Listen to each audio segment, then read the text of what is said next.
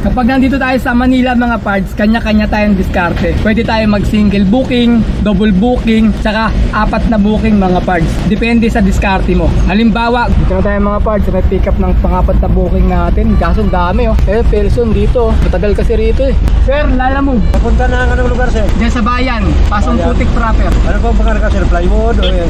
Well, hindi ko nga makontak eh. Natawagan ko, nakapatay yung mga cellphone. Ma'am, tanong ko lang, ma'am, kung ano pong pangarap ka? Sagot, ang tagal. Dadala na kasi ang mag-pick up dito mga parts eh. Masyadong matagal yung ano nila, process ng release eh. Nakita mo yan? Ayan, lala mo. Mga naghihintay. Meron pa rin isa, nakatiksik ko. Oh, meron pa doon, no? May high ace pa doon, no? Nalalamog din, no?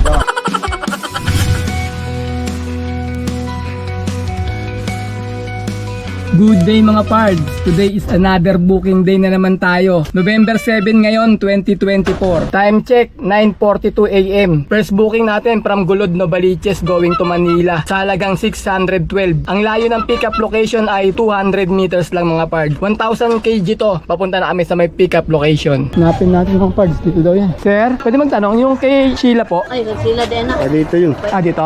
Ah, sige. Kayo may... Papuntang Tondo to sir eh. Tawagan mo yung sila. Sabihin mo na nandito na kayo. Hindi, sabi niya kasi ginamit lang daw yung number niya. Nandito daw si ano, Joy Bodega daw eh. Ayun. Sino yan? Joy Bodega. Ano anong pipikapin? Hindi ko alam sir eh. Kasi ginamit lang daw yung number niya. Ang sabi niya daw, hanapin ko daw yung Joy Bodega, si Sheila. Si Joy Calvo. Ito? Sa kabila, oh. Ah, sabi Punta mo muna. sige sir, salamat ka ta. Ma'am! Ay, ito. Ikaw pa! Ma'am, lalamog ma'am. Yung papuntang ano to eh, Tondo. Yung pick up natin mga pards. Lamesa tsaka upuan. Ang sabi to. Kuya, bigay mo sa kanya.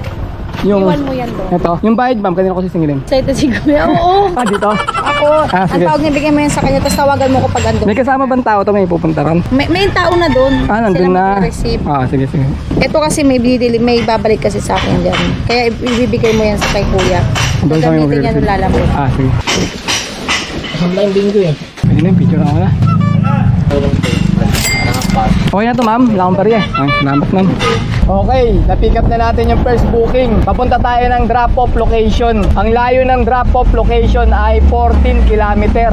Alright, let's go! Late na tayo bumiyahe ngayon mga pards kasi kagabi late na rin kami nakauwi. Pero ayos lang kahit gabihin tayo kasi ngayong bare months, kahit gabi mga pards, abutin ka ng 7 PM, 8 or 9 PM, may booking pa rin tayo makukuha. Hindi gaya pagka matumal ang biyahe, pag inabot ka ng mga alas 6, alas 7, medyo mahirap na kumuha niyan eh. Pero ngayong bare months, napakadaling kumuha ng booking kapag inaabot ka ng mga 7 PM, 8 PM. Sa nasa may Metro Manila ka mga pards wag lang sa mga bandang probinsya, yun medyo mahirap na kumuha doon eh. Pero pagka nandito tayo sa Metro Manila, abutin ka man ng gabi, marami pa rin booking ngayong bare month. Drop off na tayo mga pards. Sir, Tayo ba magbubuhat na? sila magbubot yan. Ha? Walang bayad yan. Oo, yung bakit ha? Andayo lang daw. Hanggang tawag ng tao yan. Dito na tayo mga parts sa drop-off location. First booking. Lahat yan. Lahat yan. Oo. Hello ma'am. Lalamove ma'am. Ma'am, nasa may drop-off na ako ma'am. Opo ma'am. Nire-receive na ni sir. Po. Opo, binubuhat na po nila. Sige ma'am. Okay ma'am. Sige po. Okay, update ako ma'am. Ako nakapagbayad na. Update ko po ako. Sige. Okay ma'am. Sige ma'am. Okay ma'am. Thank you ma'am. Thank you. Sir, waiting daw po daw si ma'am sa payment, sabi niya. Waiting daw po daw siya, sabi ni ma'am. Yung nagpa-deliver po niyan, antayin niya lang daw po yung payment niya. Ate nyo. Wala pa daw kasing bayad po yung ano eh. Oo nga, ano nga yung tayo niya? Yung bayad daw po ng ano. Nito. Ikaw sabi niyo yung, kilala niya kung sino yung magbabayad. Yan yung magbabayad. Hindi kayo pala sa opisina nyo. Okay, sabihin ko na lang sa kanya sir. Doon pala yung bayad niya sa ano. Hindi ka nilang bayad. Sa may ano. Hindi pa pala bayad yung mga yan item. Oo? Paano yan? Hintayin niya yung bayad. Pinama na Hindi niya sinabi. Okay, yung number na ba? Ngayon niya lang sinabi sa akin. Eh ma'am, wala pala rito yung magbabayad sa inyo. Wala daw dito ma'am. Wala daw dito yung magbabayad sa inyo nung items nyo. Bale, tawagan nyo na lang daw yung kausap din na yung magbabayad. Tinanong ko dito ma'am eh. Opo. Siya daw kausapin nyo ma'am, sabi nila. Sige, nausap ko yung nandito. Kontakin nyo daw yun para bayaran daw kayo. Sige ma'am. Okay ma'am. Okay ma'am. Thank you ma'am. Tira natin mga parts. Yan ang items ilapag na dito.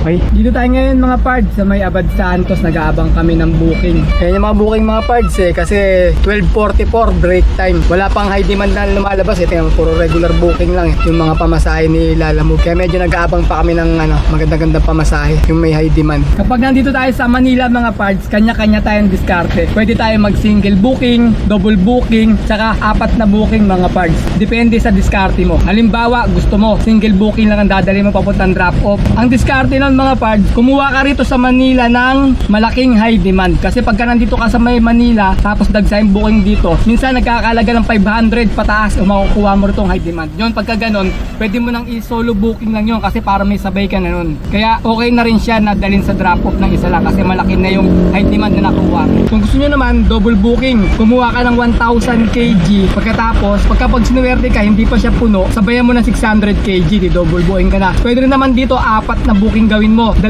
regular, 2 saver booking o pooling booking na tag 300 kg. Pero yung kukuhanin mo yung mga parts para hindi ka matalo kasi pagka 4 na booking na tag 300 kg, tapos wala siyang high demand, regular lang yung pamasahe. Parang isang booking lang din yung mga parts yung tumbas nun. Kaya magandang gagawin nyo, bumaba kayo ng Manila, 4 na booking, 2 regular, 2 saver booking na meron siyang high demand para hindi ka talo. Kunwari, halimbawa, ang high demand niya nagkakalaga ng 200 isa, di meron ka na sa 4 na booking na yun, may nakuha ka na 800, di ba? Meron ditong pooling booking na meron high demand na lumalabas, lalo na pagkadagsa yung booking, magtyaga ka magkabang. Kaya masarap mag-4 na booking kapag ka nandito ka sa Manila, mabilis, madali, tsaka puro may high demand yung makukuha mo 300 kg para makapag-4 na booking ka. Ganun ang diskarte kasi pagka sa Matumal, mag-4 na booking ka, matatagalan ka mga parts. Kuwari, 4 na 300 kg ang kinuha mo, kaya kailangan bababa ka rito nila para makakuha ka ng 4 na booking ng mabilisan. Time check, 1:55 PM. Second booking natin from Manila going to Bahay Toro sa halagang 795. Ang layo ng pickup location ay 160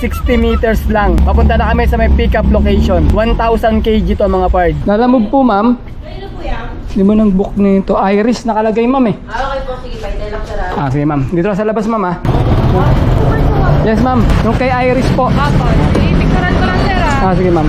Ayan lang ma'am. Apo. Sige po. Ma'am, sa kanila na yung payment no, ng delivery. Okay na po. Ay, thank you ma'am. Sira ko tayo.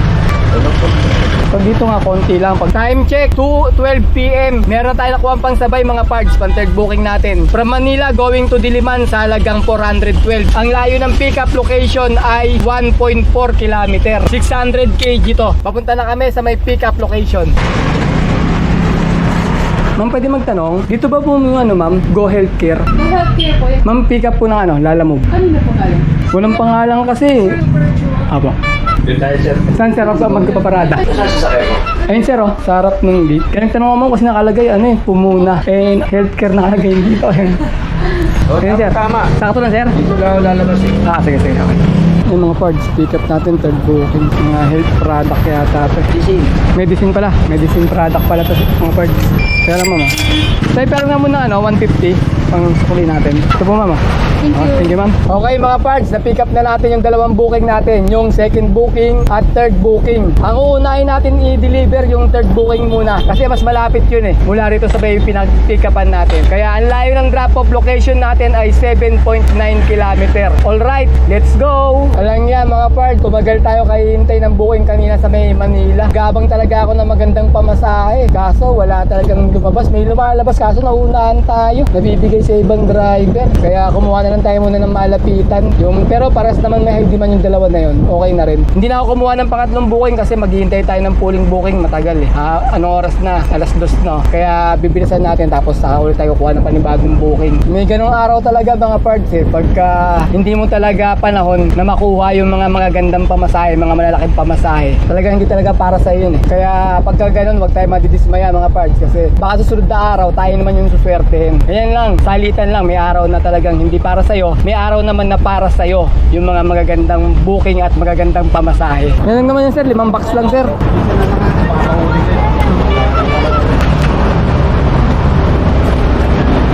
Okay na to? Okay na yan sir, bayad na yan sir Okay sir, salamat sir. Okay mga parts, pumunta na tayo sa susunod na drop-off natin. Ang layo ng drop-off location ay 4.2 km. Alright, let's go! Dito tayo, konti lang naman yan. Drop-off na tayo mga parts. Third booking.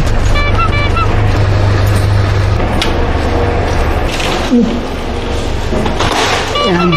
Picturean ko lang. Yan lang po. Yan lang sir. Magkano po yan? 715. 715 po. Apo sir. Time check, 3:56 PM. Pangapat na booking natin from Bahay Toro going to Pasong Putik proper. Sa halagang 552. Ang layo ng pickup location ay 450 meters lang mga pard. 1,000 kg to. Papunta na kami sa may pickup location. Ito tayo mga pard sa may pickup ng pangapat na booking natin. Kaso ang dami oh.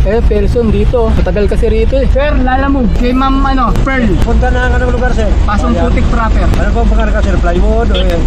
Well, hindi ko nga makontak eh. Tawagan ko, nakapatay yung mga cellphone. Number, magandang hapon. Ma'am, tanong ko lang po, ma'am, kung ano pong pangarga? Sagot, ang tagal. Dadala na kasi ang mag-pick up dito mga parts eh. Masyadong matagal yung ano nila, process ng pag-release eh. No? Kita mo yan? Ayan, lalamog. Mga naghihintay, meron pa rin isa, nakatiksik ko. Oh, meron pa doon, no? May high ease pa doon, no? Nalalamog din, no? Mabagal kasi yung process nila rito sa may Pelson. Kaya natitenga yung mga lalamog dito. Kalimitan dito, nagpapakancel na lang. Ginagawa nila, sinasagot yung tawag pa, hindi makapagpakancel. Ikaw ngayon yung magkakancel. Bayan lang, natawagan ko nga rin. Ito. Hello sir, lalamog sir. Sir, kayo ba yung drop off ko sa may Pasong Putik, proper, Maligaya Street. Kayo yung drop off ko sir, sa may plywood data to eh. Sir, asan ba kayo sir? Nandito ba kayo sa ngayon, Pelson? Sa drop off? Sir, ang tagal dito sir eh. Ang dami nag-aabang na lalamog. Siguro nasa pang 12 ako eh. Yung nag-book. Di ko nga makontak sir yung nag-book sir eh. Di ko nga sir makontak eh. Nakapatay yung cellphone. Pero sa inyo rin naman ang bayad sir eh, drop off eh. Kayo din ang magbabayad ng shipping fee. Sa inyo rin po. Sa inyo po ang bayad ng shipping fee sir. Sa may drop off po. Bali sisingilin ko po kayo ng waiting time sir. Pagka isasama ko po sa may shipping fee yung waiting time. Ano po sir? Matagal po dito sir eh. Opo. Pero papayag ba kayo sir? Sakaling hintayin ko rito mag-waiting hour tayo. Singilin ko kayo ng waiting hour. Papayag po kayo kung sakaling may sila po ba magbabayad yung nag-book? Sa inyo. O sige sir, hintayin ko to sir kung kasi mahaba pila rito eh. Kung okay lang po sa inyo, nasisingilin ko kayo ng waiting hour. Okay lang. O sige sir. O sige sir. Ganoon na lang sir. Sige sir. Hintayin ko dito sir. Sige sir. Okay sir. Salamat sir. Salamat sir. Ano na pa? Kung nag-cancel na ito din ako, wala na. Wala ka na palang Hindi ako Hindi ka pwede ka mag-cancel. Nag-cancel pa ako, wala na. Dapat kami kasabay pa nga ito eh. Kukuhanin ko ng asahan kasabay na ito. Ganyan na yung bar mo, konti-konti na lang. Isang cancel na lang yan. Hirap na ako sa booking dito eh. Nag-aabono na ako sa bound. Ito mo isang booking pa lang ako. Saan mo papunta yan? Malayo pala yan eh. Oo, akala ka. Isa pa lang booking ko. Yan pa lang. Mula kaninang umaga ako nag-abang. Puro lead disorder lang lead disorder. Oo, mga so, ganyan talaga yun kasi pagka mababa talaga yung rating mo. May kukunin na sana ako Batangas, 2-1. So, ito wala. Tapos may lumabas 300 kg Batangas din. Nasa ata yun, 1 ata. Mga 1 Wala talaga din ang ako. disorder. Sabi ko, nag-trip ako. Uli ko nga ako. Kasi wala pa akong kain eh. Iwa ko yun dito. Anak, iwan ko. Walang kagawa. Wala ko makuha rito eh dahil alam nila eh. Walang kagawa. Pag-sense kukuha agad. Mga po, dami namin mga nakapila rito, naghihintay Sabi nila pang 12 para ako eh. Pagkakuha ko na, punta na. Sabay nagsising na po. Sabi ko rito, dami rin pala ng pila. Pinablabo ko na to. Alas 5. Ganda yung customer wala. Sasara. Sabi yung customer. Alam ko, di ko kayo apuntan eh. Alas 5 lang talaga sila pero pag may customer pa, mo na. ubusin pa nila yun. Tagal pa ako dito ng Isang oras. kasya lang dyan. Okay na. Ang karga ko. Dahil nakatagal dito, baba ako muna yun. Baba mo muna yun. Tapos ipatong muna. Kaya yan dito. Parang aabot ng mga ganun yan eh. Ganun ka 20. Oo, 20. Si 40, nagkarga ako niya. Kinarga 40 yan. Saig. Ganun po yun. Yuyo ko yun. Palaban. Ang talagang yan, sabi Bigat sa akin. Sir, niya, lagpas isang tonelada na to, 40 to eh. Oo. Ikaw, kung tawagan mo gusto, kung Padagdagan na lang. ka na lang. Pag di ko siya lugi ako dyan, Madeo. Ito, layo niyan. 1.6 lang inabot. Layo niyan. Oo. Madeo. Pangalo pa lang to, pangalawang booking ko ganun to. Boundary siya libo, patay. Ang hirap mag-gamble talaga yun, wag sa libo. Kakarga ka pa. Diesel mo pa. Sil mo pa. Dapat pa. Top up. Kakain ka pa. Siyempre magugutom ka doon. Ang inabawas sa tapak nito. Hindi, pagka long yata, 15 pesos na lang eh. 15%. Pagka long drive, basta malayo, 15 pesos na lang, hindi na 20%. 15% na lang ang bawas. Pag malapitan, 20%. Kami kasi alam nila mo, no? Tinanggal niya yung shaver, pinag ka ng bullying. Pooling naman. Okay na. Turn na natin mga park. Pirma sir. Ay sir, yun, karga. Ilang piraso yan sir? 4? Okay. Okay na tayo. Ipit mo dyan. Baka makalimutan na naman natin yung resibo. Okay, ang layo ng drop-off location natin ay 11 km. Alright, let's go!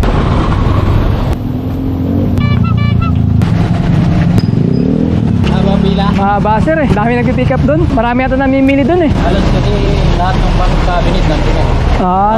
Kompleto sila. Kaya pala, malakas yung ano nila doon. Dami nag-pick up. Hanggang alas 5 nga lang daw sila, kaso overtime daw sila ngayon. Dami nakapili. Hinahabol yan, pag-irnis na eh.